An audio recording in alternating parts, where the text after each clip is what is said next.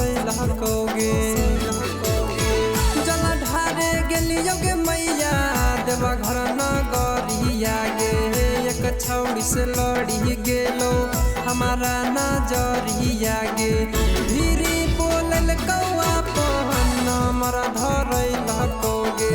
धीरे धीरे प्यार के जल में फसैलकोगे।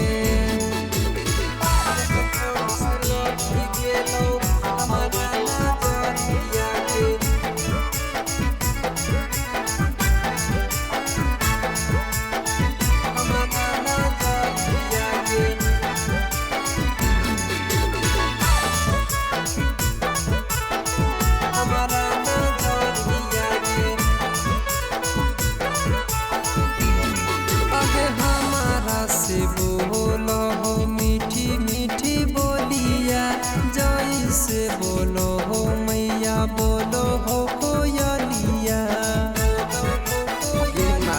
आगे हमारा से बोलो हो मीठी मीठी बोलिया जैसे बोलो हो मैया बोलो हो कोयलिया। पूजा करे गेलियो गे मैया बाबा नगरिया गे।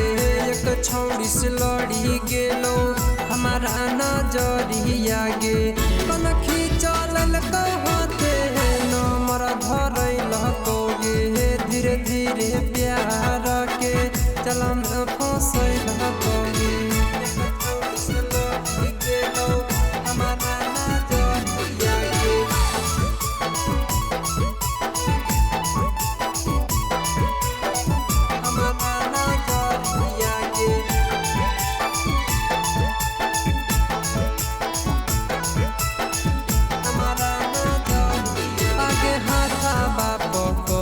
चढ़लो सुइया पहाड़ गे। जाला बाढ़ारे में मैया होई गेलो प्यार गे।